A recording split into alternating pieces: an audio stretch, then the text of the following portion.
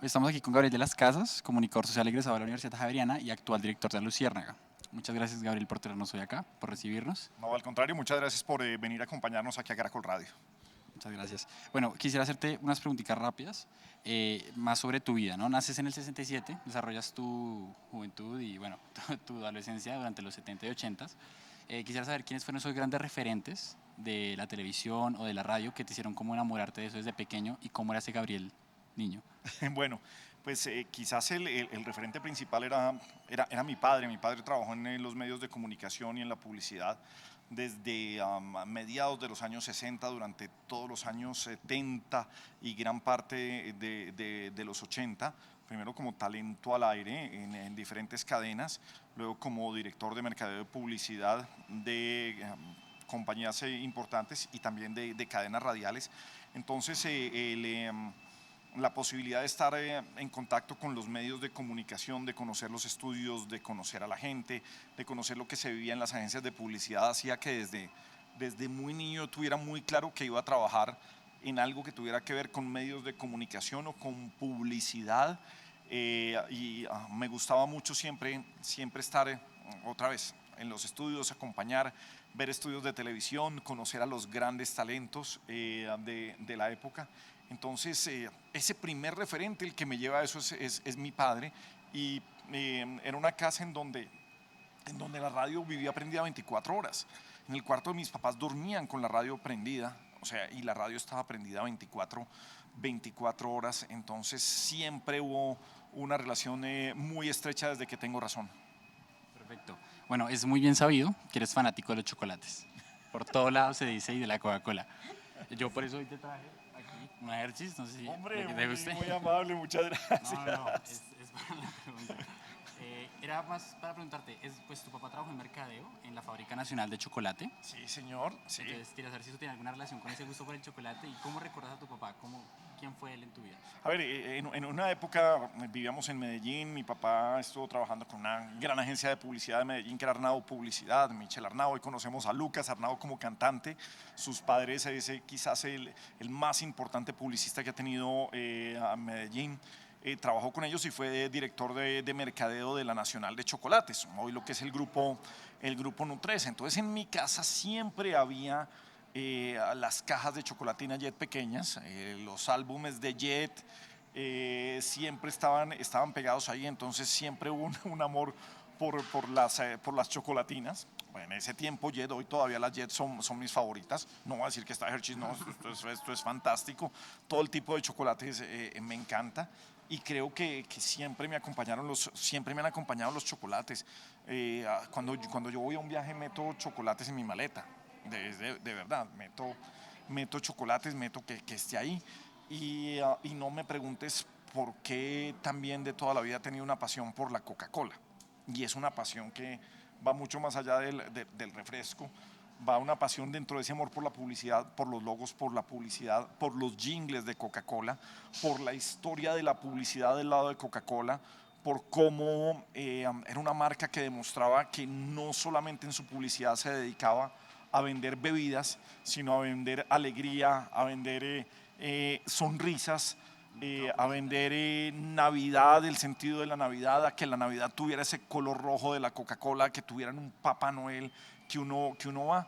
Entonces, creo que va ligado a esas grandes campañas de publicidad que fueron en los años 70 y que Coca-Cola tuvo, bueno, ha tenido a lo largo de la historia, pero como que me pegaban mucho, me llamaba mucho la atención lo que hacían. Y ese, pues, además de que me encanta, pues creo que me enganchó un poco, es el sentido, la experiencia de esa marca. Listo.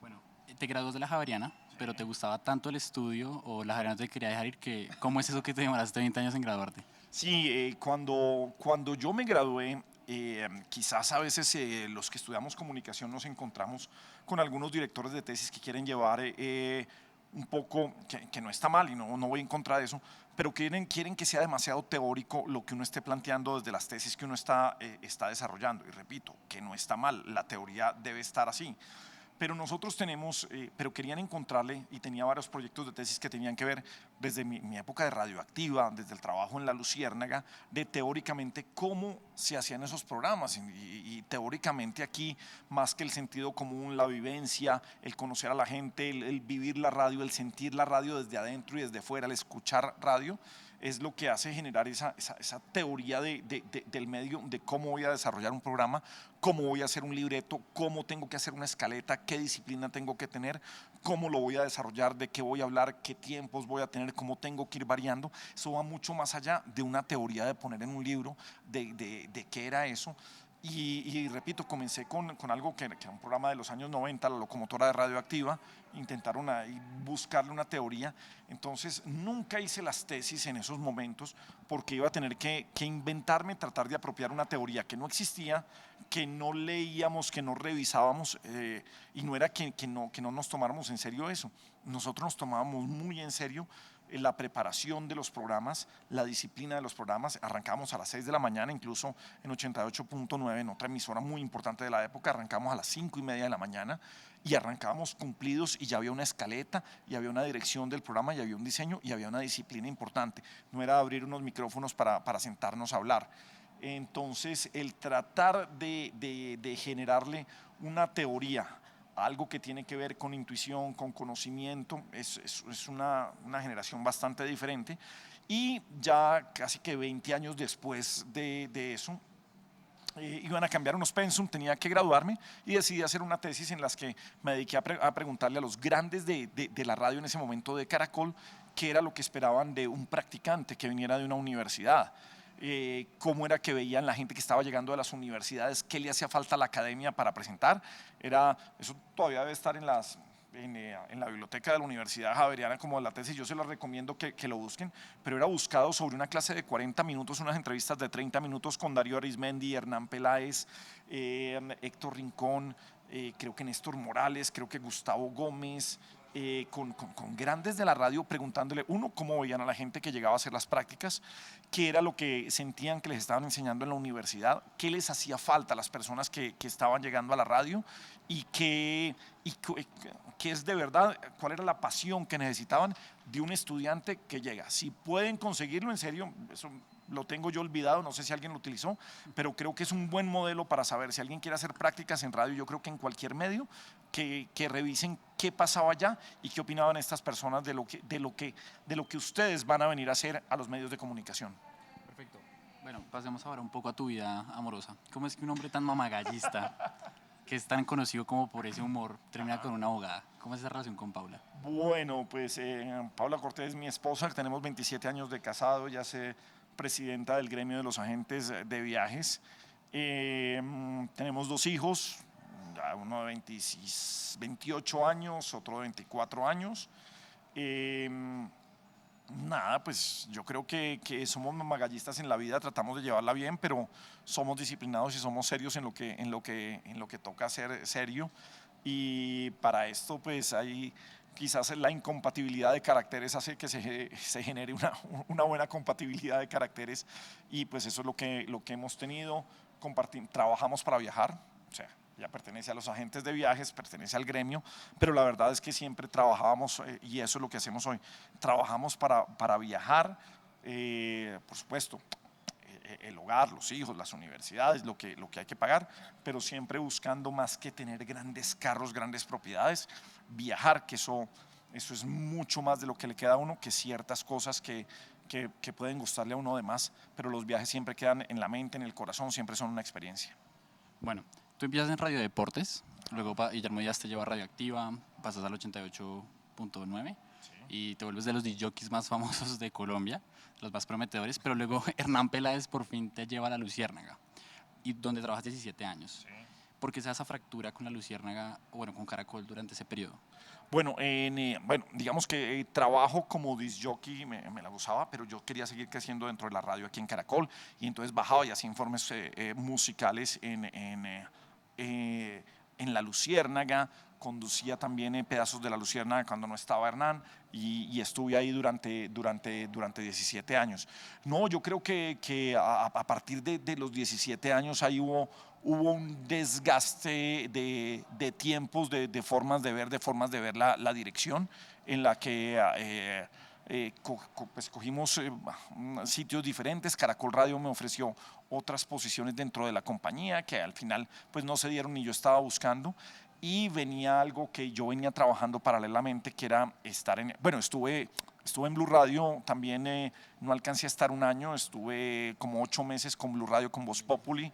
En esa época yo creo que terminamos, no me voy a colgar medallas porque son los talentos los que hacen la radio, pero estructuramos lo que hoy es el programa que ellos tienen enfrentado a nosotros. Hicimos la estructura, mucho de esa estructura, de eso que venía de La Luciérnaga, de cómo estructurar, cómo debería ser cada hora, pero venía algo que era una oportunidad en comunicaciones corporativas y que venía trabajando con algunas compañías paralelamente en ese tiempo. Y me sale una oportunidad con Claro de irme a una alta posición, una dirección de comunicaciones corporativas, de nuevos medios, y me voy allí también pues, con ciertos temores del mundo corporativo, tratando de aprender, y se volvió una experiencia que duró casi 6 años, 5 años, 8 meses duramos en Claro.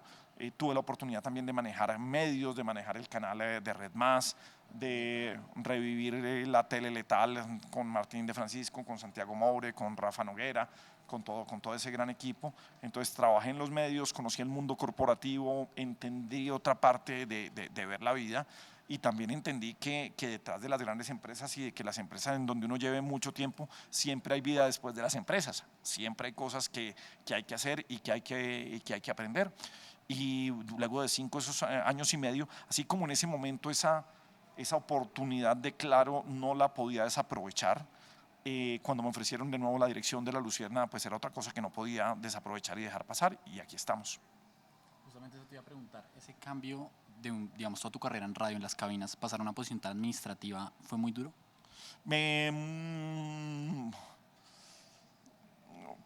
A ver, fue duro el conocer y el involucrarme y el meterme en el mundo corporativo.